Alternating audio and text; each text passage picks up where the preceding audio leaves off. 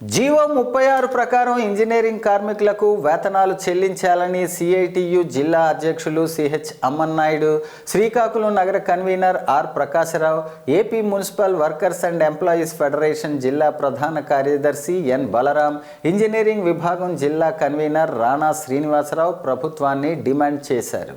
Municipal engineering కార్మికుల సమస్యలు పరిష్కరించాలని కోరుతూ శుక్రవారం శ్రీకాకుళం మున్సిపల్ కార్పొరేషన్ కార్యాలయం వద్ద AP municipal workers and employees federation CITU ఆధ్వర్యంలో మున్సిపల్ కార్మికులు ధర్నా చేపట్టారు.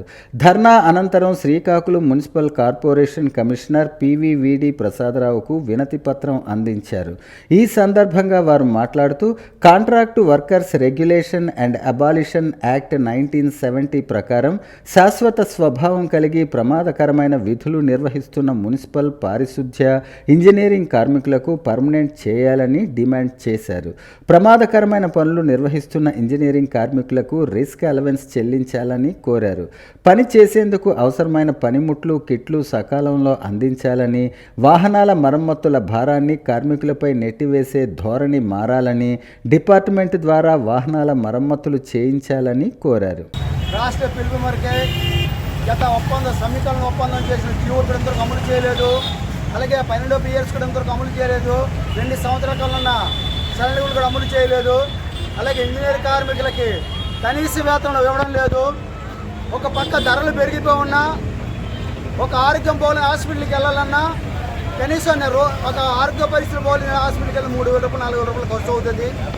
కరెంటు ఛార్జీలు పెరిగిపోతున్నాయి. పిల్లలు చదువు స్కూల్ ఫీజులు పెరిగిపోతున్నాయి. పప్పు ధరలు పెరిగిపోతున్నాయి. గ్యాస్ ధరలు పెరిగిపోతున్నాయి. కానీ ఇంజనీర్ కార్మికులు మాత్రం వేతనాలు కూడా పెంచమని చెప్తే గవర్నమెంట్ పెంచడం లేదు. ఇంతవరకు గత ప్రభుత్వంతోనే 16 సమ్మె చేసినప్పుడు వారు ఒప్పందం చేసిన జీవోల ప్రకారంగా 9 మంది అధికారులు కూర్చొని జీవో పాస్ చేస్తామని చెప్పారు. ఇంతవరకు చేయలేదు. ఇది గవర్నమెంట్ కూడా కలిసాం, మినిస్టర్లు కలిసాం, కమిషనర్లకు రిప్రజెంట్ ఇచ్చాం, కలెక్టర్లకు రిప్రజెంట్ ఇచ్చాం. ప్రభుత్వం దిగి వచ్చి సమస్యలు పరిష్కారం చేయాలి. వస్తుంది మాకు చాలా జీతాలు కూడా అవుతున్నాయి. మీరు ఇస్తున్న 13,500 రూపాయలు 15,000 రూపాయలు జీతంతో మేము ఎలా బతకాలని మీరు ప్రభుత్వం మీరు డిమాండ్ చేసి అడుగుతాను. మరి ముఖ్యంగా ఇంజనీరింగ్ సెక్షన్ వాళ్ళు కానీ కరెక్ట్గా పని చేయకపోతే ఈరోజు మంచినీరు కూడా తాగే పరిస్థితి అయితే ఉండదు.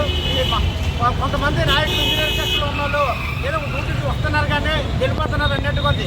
మేము కానీ వాటర్ వేయకపోతే ప్రజలు నీరు తాగలరని అడుగుతున్నా. మేము కానీ వాటర్ కానీ ట్యాంకులు ఎక్కించకపోతే వాల్ ఆపరేటర్లు కానీ వాళ్ళు ఇవ్వకపోతే ప్రజలు నీరు తాగలరని అడుగుతున్నాం. అలాగే కంప్యూటర్ ఆపరేటర్లు ఉన్నారు. ఆ కంప్యూటర్ ఆపరేటర్లు కూడా వాళ్ళు కానీ వర్క్ చేయకపోతే ఈ ప్రభుత్వ విధాలు నడుస్తాయని అడుగుతున్నాం మేము. మరి ముఖ్యంగా ఈరోజు ఉన్నటువంటి మేము ఏమైతే డిమాండ్ చేస్తున్నామో ఆ కోర్సులన్నీ ప్రభుత్వం నెరవేర్చాలని మేము ఈ డిమాండ్లో మేము డిమాండ్ చేస్తున్నాం ఆ గవర్నమెంట్కి. మరి ముఖ్యంగా నారా చంద్రబాబు నాయుడు గారు, మరి ఉప ముఖ్యమంత్రి పవన్ కళ్యాణ్ గారు మా కష్టాలను కూడా మీరు చూడండి. చూసి మేము పడుతున్న బాధలు మీరు అర్థం చేసుకొని మా వేతనాలు పెంచాలని కోరుతున్నాం.